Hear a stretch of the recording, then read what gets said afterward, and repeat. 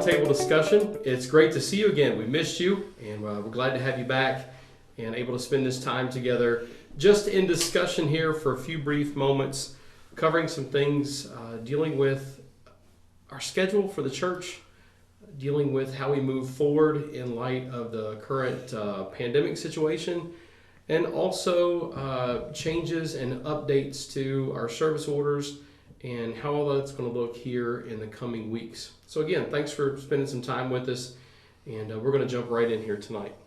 Pastor Larry, I was going to mention a couple things about things that have been in the news lately with our state moving back into stage 5. Mm-hmm. And if you're okay with starting there, I'd like to just go ahead and start there. Sure. So I don't know if many of you saw the press conference or heard that earlier in this week, but Governor Holcomb had a lengthy press conference and moved us as a state from the period of September 26th to October 17th into stage 5. And I've seen many places where people have said, hey, that's great, it's stage 5. We can just go back to acting like this thing doesn't exist anymore. We're good, right? No. Well, that's not necessarily the case. And I printed out a guideline sheet just to take a look at this. And under the current structure of stage 5 and our state moving to this, we are still required, all Hoosiers are still required to have face coverings, to maintain social distancing of 6 feet, especially in public spaces, especially if we're going to be in close contact with others who are not members of our household. Encouraged to wash our hands frequently, use hand sanitizer when hand washing is not available. And then don't go to work or other locations when you feel sick or symptomatic.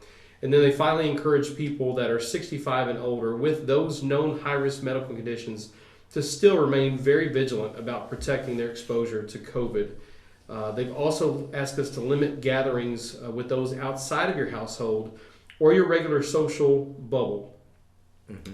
Words that we have all heard so many times. That's correct. That 1 year ago, if you would have said, stay out of my social bubble, I would have said, haha, funny joke, what are you talking about, right? Mm-hmm. But now that's a part of our normal everyday speech. What does that mean for us here, though, at Vann Avenue? Well, you know, it really doesn't change a whole lot for what we need to be doing here.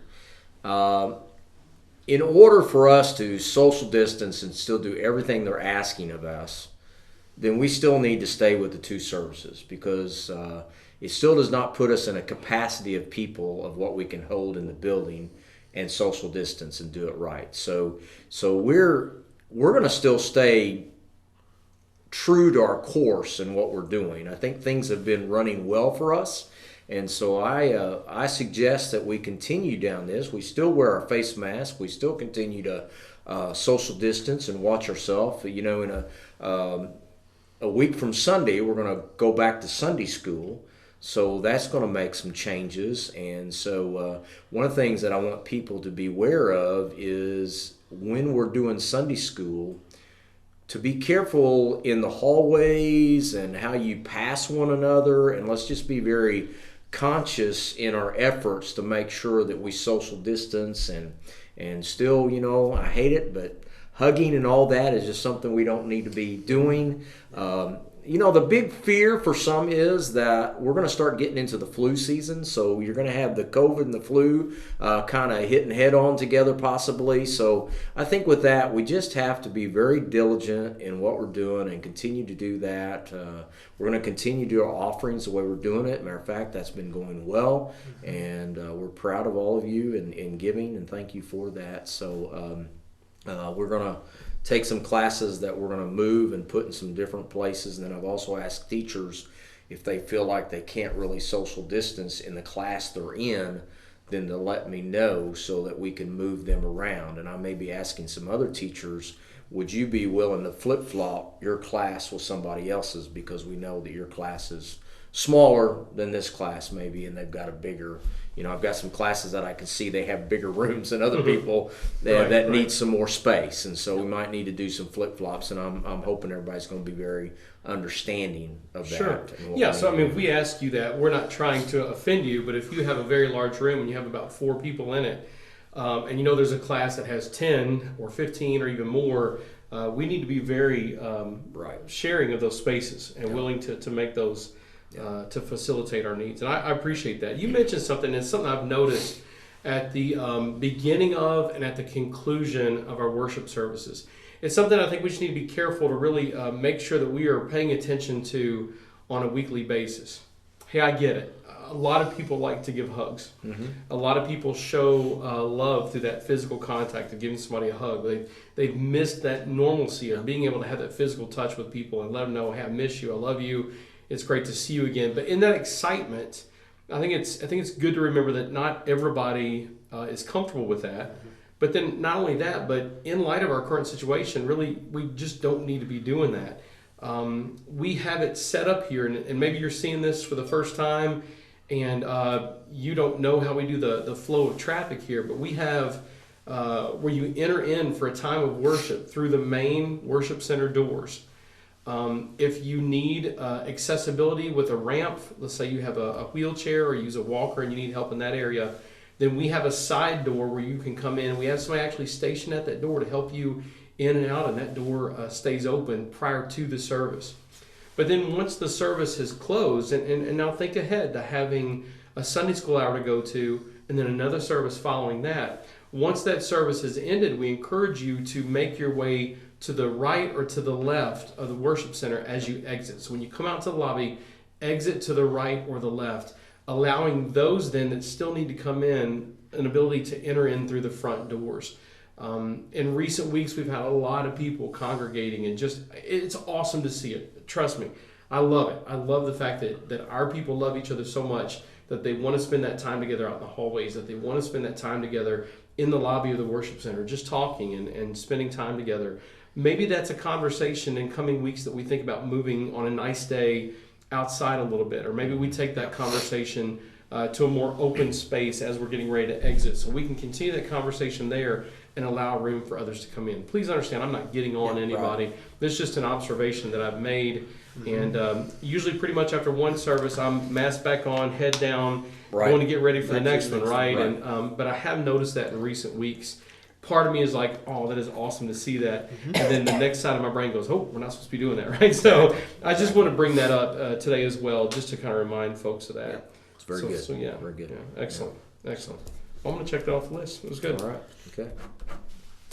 What you got for us? Well,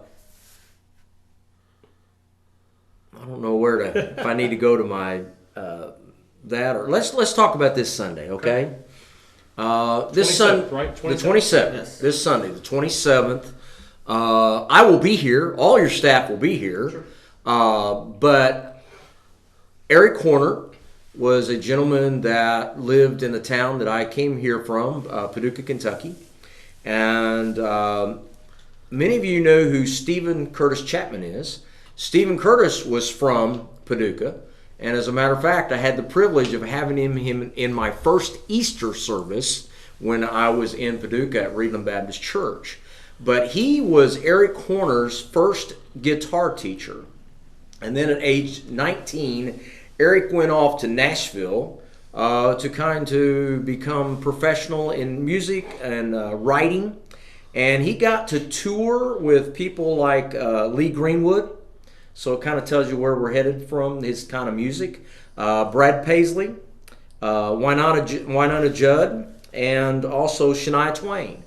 But in 2002, God called him back to his gospel roots, where he started in music growing up and playing the guitar and learning from Stephen Curtis Chapman. And so in that, he got called into gospel ministry. And since then, he and his wife, Debbie, they travel over 250 days out of the year. And what I love about Eric is not only does he minister in churches, his other big area to minister is military bases. He loves the military. And I've even known times where Eric has had a day in which he helped pay gas for the guys, military guys, at where they would go to the gas stations on certain days. And so people would raise money to help him to do that. And so I think you're going to really enjoy him, and he knows we're doing the two services, so he's coming. So here's the deal. What Eric is willing to do is for that 9 o'clock service, he's going to do more of the older type, traditional, more stuff. And then for that 10:30 service, he's going to do something that is kind of more maybe a little upbeat, a little different. And so you're going to get two styles. So he's basically going to give us two different concerts. So I really appreciate him doing that. But then as soon as it's over, he's got another thing in Tennessee that he has to be back for that evening. So as soon as church is over, he's going to be on the road and getting out of here. But I'm excited to have him and looking forward to having him. So. And are we still going to live stream the 10:30 service? And we'll still live stream the 10:30 service.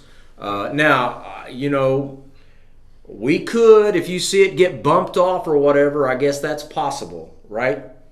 I don't know that, but I know sometimes you said don't get all that. Don't get shook if it goes away from you. I guess what I'm trying to say. Don't think that we will get bumped off. We will just get flagged after. Yeah. Okay, flagged. But it's no issue. But he is the one coming. Our only thing would be if he sings somebody else's song that they might flag us, and I don't know. So this is my first time to do it, but we're going to do it and see what happens. So tune in to that, and so I hope you will. I hope you will this week come and be a part of that. And then the following Sunday, I'll be back to finishing up my series that I've been doing on the fruit of the Spirit. So we're looking forward to that.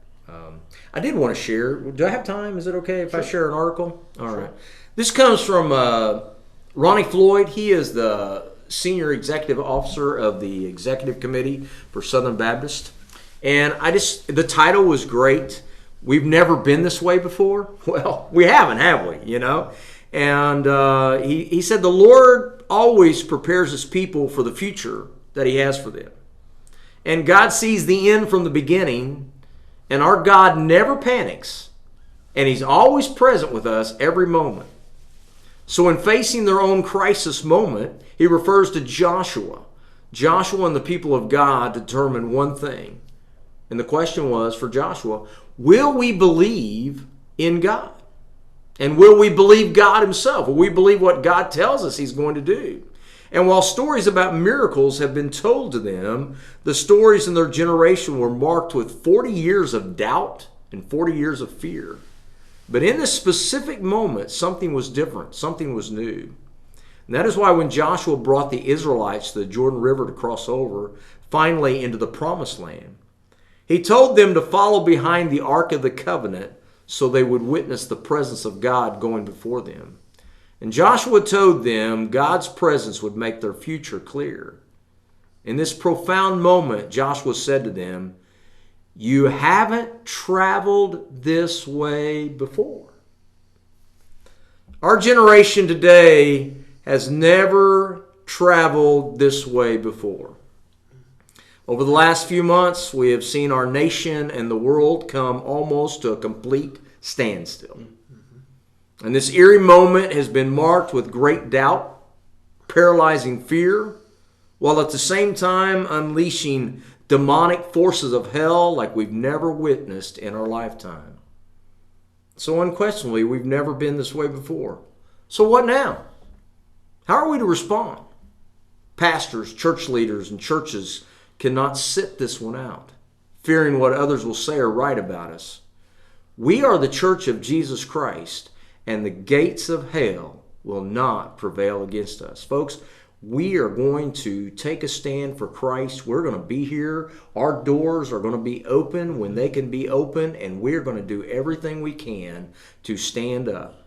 And do we want to silence our legacy? Do we want to compromise to be our legacy? Do we really want to win the popularity polls in our nation today? Are we so insecure that we fear cowardly bullies in the social media world and prefer their applause? He said, let me remind you, and you all know that I'm one of the board members for Right to Life, so this is very dear to my heart. Since 1973, we as a nation have seen at least 60 million babies killed in the wombs of their mothers. We continue to see our own people killed in our own streets. We see lawlessness exercised in all kinds of ways, and often it's winked at and politicized. We see disrespect for one another on both sides of the aisle, as well as disrespect for our leaders and members of our military, our law enforcement, our first responders who protect us. We see police officers ambushed while others watch and laugh, shouting for them to die. We see those who act as though gender is fluid and marriage between two women or two men is acceptable in the eyes of God. Let me remind you again, there are those in this nation who stand and applaud these things, but pastors and churches in our nation today must rise up with a prophetic voice, calling people back to God and to the truth of the Bible, yet doing so with humility, brokenness, and a deep sense of compassion. We must hold the truth of God in one hand and the love of God in the other. And this is a moment when Christians must be fearless. We are not for sale, and our message is not irrelevant. We have good news for the whole world. Now hear me. For the entire world. In this moment, we must follow this valiant mantra. Above all, be strong and courageous. That's got to be our statement. Above all, be strong and courageous. We have never been this way before in our generation, but we will rise up and believe God right now. And when we do, certainly the Lord our God will be with us. It's time to let go of all your fear. Rid your heart of any cowardice. This is our moment to believe God. Above all, be strong and courageous, Joshua 1:18. Now is the time to lead. Gentlemen, that's what we three have to do. We have to be strong leaders. Our church has to see that. And in order for our church to lead out in our community, they've got to see us leading out in our community. And so it was a good reminder from Dr. Floyd for all of us to see that and where we need to go. So I share that with you tonight. That's great. Well, we've got about 3 or 4 minutes before I thought we'd just take a quick break here and then come back. Caleb, if you thought that left you with enough time, you're more than welcome to head in that direction. What I'd like to see us do when we come back is then look to October 3rd. What's that going to look like? Then talk about midweek stuff. Yeah. After we've gone through discussing Sunday school and service times, and then also looking at midweek student and children's ministries, and then trunk or treat, and then into November, if that's okay. Sounds good. But I didn't know how much time. I don't need much time. Okay. No, I'm just a youth pastor. I'm glad to have you. I know. Glad to have you. It is good to be back with everybody and to be back with all of you on Sunday mornings. Those 2 weeks that I was gone were not fun. So, so tonight, I would just like to talk about how 5 different ways that our church might look different in a year, or how our church is going to change 1 year from now. And so this is an article from Tom Rainer through churchanswers.com. And he said, while it's admittedly difficult to project trends in typical times, especially during times of pandemics, he says that he thinks he has a good idea just because he hears from so many different church leaders and church pastors each and every day. So he gets, thousands and tens of thousands. He hears from all pastors, all sorts of pastors. So his number one thing is that, unfortunately, this one is not a good one. He says at least 20% of those who were attending before the pandemic will not return to church. Yep. And I think that, not necessarily at Vann Avenue, but in churches in general, we've already started to see that trend. Yeah. And he talks about how a lot of them will become digital members of a church. And that's something that, we've discussed here before. What makes up the digital church? What is, regular church? And number 2 is another not so positive one. He says that more pastors will leave vocational ministry over the next 12 months than in any time in recent history. And he says that it is essentially boils down to how the continuous pressure and the continuing discouragement from members just has built up and built up and built up.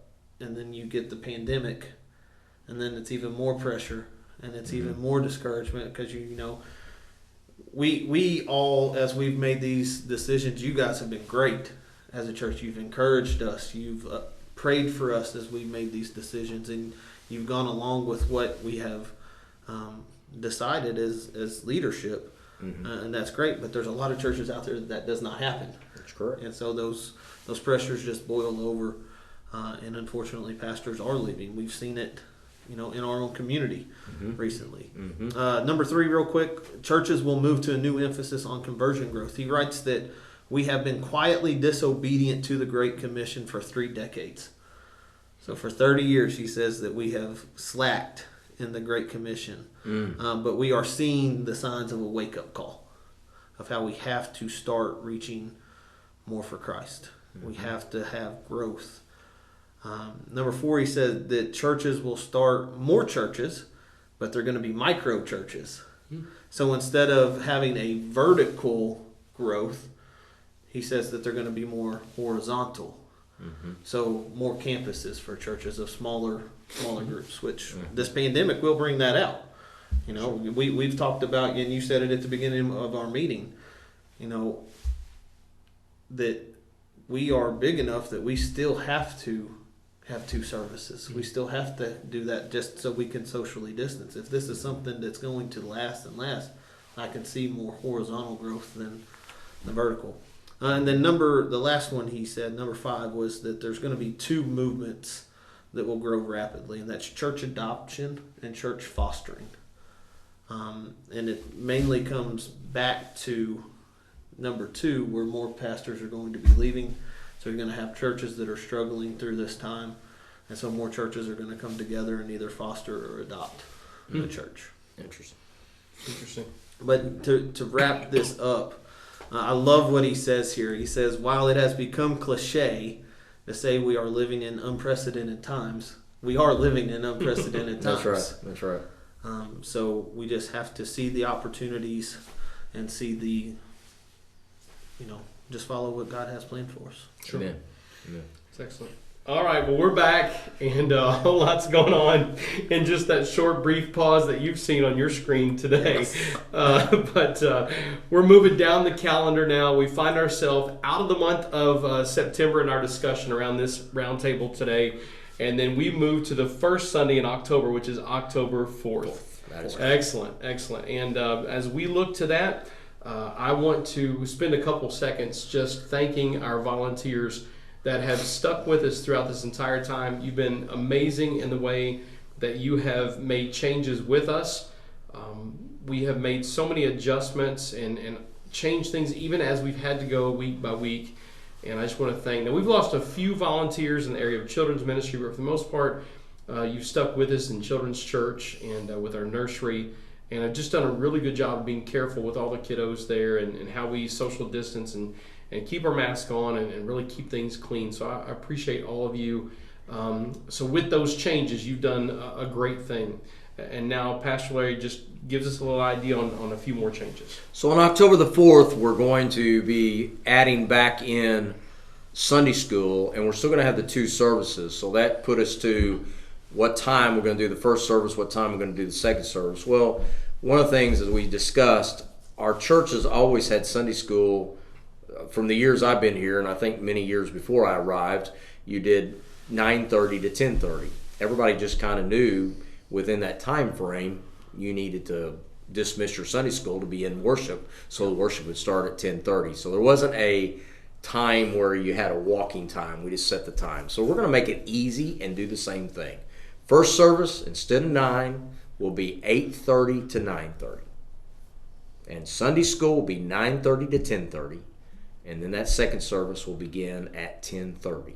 So we're going to take that into consideration when we have the first service, making sure that we don't take it up to 9:30 and everybody's running to their classes or whatever. Yes, we will definitely end that traditional service we'll end in it a timely fashion. In a timely fashion. Yeah. And I know that they're being nice because that's kind of held on me to make sure that I'm not long-winded. Well, I just like the 8:30, 9:30, and 10:30. Caleb's idea of a 7 o'clock a.m. traditional service. Yes. Let's go. At Yeah. 11 o'clock Sunday school, and then a 1 o'clock contemporary service. I just thought it was ridiculous. Yeah, so I like this. Yeah, he's, I'm these kidding. these youth guys have some crazy ideas. My idea was 8 a.m. though. Yeah. So anyway, so that's I think that makes it very simple. 8:30, 9:30, 10:30. Beginning okay? October 4th. Beginning October the 4th. And here's what happens. Early service, I see that I'm gone a little long or I can't finish it up, then guess what? That means that second service gets a shortened version too, because they're going to get the same sermon. That's great. So, and they'll second service like that. So you people that come to the first service will be able to say, "Hey, you're in for a long one today," or you'll be able to say, "You're in for a short one today." You know. So anyway, but no, that's going to be great. And then on October the 7th. Wednesday, October 7th. We'll be starting back our Wednesday Bible studies, okay? And on the Wednesday Bible studies, they will only be at 11 o'clock in the morning, all right? We'll have 11 o'clock on Wednesday morning, and then, but I will still do a video Bible study, a devotion, and I will still do a Sunday school that we will put out as well. So if you're not able or not feeling comfortable yet about coming to Sunday school, and then for those that can't make the 11 o'clock, I will have that so that you can watch it online. So that's going to work out. So that is our plan for now. Now, I will say this. I wasn't going to, but I guess I will go ahead and throw that in. That's why I paused for a while. I am having knee surgery on October the 6th. So with that starting on the 7th, that means I have to get somebody else there to be my teacher for the first week, probably maybe the first two, I don't know. So with that being said, I just ask you to pray for me, but I had a knee surgery before I came to y'all here at the church 8 years ago in 2012, and it's messed up. And so they're going to have to go in and do a revision, and so it's another total replacement of what I've got. So hopefully my downtime won't be too long, but Caleb and Jason will fill in and do what I can. But up until that point, you'll see my smiling face. No problem. All right. No problem. And I know folks have been wanting to get back to that prayer and Bible study time on Wednesday. That's been a big component of our church, and I know it's a big deal. And I do understand just having it at 11 o'clock to begin with. And I really do appreciate that you're still going to offer that online for people to keep in touch that way. That instantly takes care of somebody who just doesn't have that comfort level with that yet. And we're still offering that. And that's a change that we have been pushed into because of COVID. But really, it was a good change. Mm-hmm. And that's something that I know many people, you even talked about it earlier off camera. You've had several people talk to you about, hey, I don't go to your church, but I watch those Sunday school lessons or that Wednesday devotion. And I really appreciate that. And I know it's been a great outreach to people. So our ministry may have changed in the former fashion that it has been, but certainly the message of it and the delivery with the same emphasis is the same. But we're just being creative in the ways that we get that message out there. And I think it's been a great thing. Yes. It's been a good thing. That's right. And it's different. And that feeling separated, that feeling kind of detached from each other, I think we see it with our kids in school. We see it at our workplace. Everybody's kind of experiencing this, and we're all experiencing this together. Mm-hmm.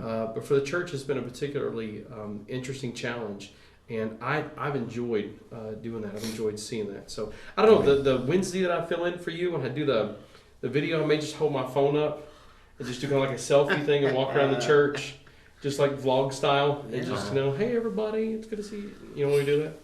Well, okay, all right. I'll stick with the plan. Since it's in person, I was kind of like, or I guess you could come to the hospital, and I could do one in the hospital. Oh, especially if you were still under sedation. Yes, like just coming out of that, that'd be great. Yeah, that'd be great. That would be awesome. All right, so you got it, folks. October 4th, 8:30 for our traditional service, 9:30 for Sunday school, 10:30 for the contemporary service, and then Wednesday, October 7th, our Bible study and prayer hour at 11 o'clock. We will still have Sunday school online on our YouTube channel, and we will still have that Wednesday devotion on there as well. But those are our times. Now, as we move down the line and get further into the month of October, a lot of people have asked questions about midweek ministries. Mm-hmm. As we begin that process of getting back to children's ministry, student ministry throughout the week, and move away from that just being online stuff or just a distance thing, my vision for our midweek children's ministry, I can't tell you right now that it will always be on Wednesday. I may see us in the future make a shift to doing that on a Tuesday or a Thursday, but if it stays a Wednesday, this is something that I'm working with from who my volunteer base is and what their availability is, and those are conversations that I still have to have. But for our midweek children's ministry, I can tell you when that begins again, we will not have a choir. I know a lot of people have been concerned about that. My wife and I work with the worship ministry at Evansville Christian School, and that's been a big topic of conversation this year with choir class, and all that stuff's changed, and the fine arts have really changed, how they're doing bands, how they're spacing things. So we will have no choir, no vocal singing component to what we do on Wednesday nights. We will require the kiddos to wear masks when they're here. I have digital thermometers. We just scan on their forehead. We'll have to take temperatures as people come in. And we'll even have some signage up that just says, hey, here are 5 simple questions. Have you had any of these symptoms? If you have, God bless you. Have a good night. Turn around and leave. If you haven't, come on in. We'll check your temperature and move on. I've really entertained the idea of some type of release form. I know we don't do that for Sundays, and that's something we still have to talk about. But as we have families bring their children in, and they're from outside the church, Right. They're not our church families, that's something we're going to have to really talk about and look at. So there's a whole lot going on here. That's why I'm not really just fully ready to just jump into it just yet. Exactly. Any type of food in the past, we've always had a team of people that have worked in the kitchen, that have prepared food. That's gone. Any type of snack that we have is going to be like a juice box, a pre-packaged little package of cookies or fruit snacks or chips, something like that, where it's all pre-packaged, all pre-made, and we're just setting it out ahead of time with gloves on, with everything sanitized as we put that kind of stuff out. And again, a lot of this is working with what it's going to look like with that volunteer base that we have. Not everybody is just excited about jumping back into doing that kind of stuff, and I understand that. So I want to try to keep this, I don't want to move backwards by any means, No. but I definitely want to keep this to where it can be myself and a few others making this happen. Yep. And then we're just going to take it step by step. Every time you say that, I agree with that completely. We just need to take it a little bit at a time. Yep. And we get to one point, we see that we're able to do that, and we're learning how to do it properly and appropriately, then we can move to kind of a next phase, you know. I'll just copy our governor. Phase 1, 2, 3, 4, 5. We'll just do it that way, right? That's right. And then that leads me also to the end of the month. A great outreach tool at Vann Avenue that I've enjoyed every year has been our trunk or treat. And it happens every year on Halloween night. It's easy to know when it happens because it's Halloween night. Yep. In the past years, we've had inclement weather. We moved it inside. It's been real successful that way. We've done it outside. It's been very successful that way. We've had food service, hot dogs, all chili, all kinds of stuff. That just doesn't exist this year. No. It doesn't. And we just need to take a step Don't talk back. about food. I'm hungry. We just need to take a step back. I want us to take a step back this year. Yes. And just hang tight for 1 year and skip that.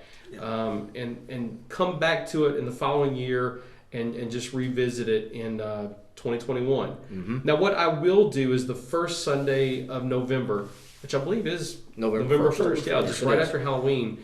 I will have individual treat bags for all the kids here at Vann that day to hand out to all the kids. Everything's going to be pre-wrapped, a bag that's been pre-made. It will have been made days before it had time to sit.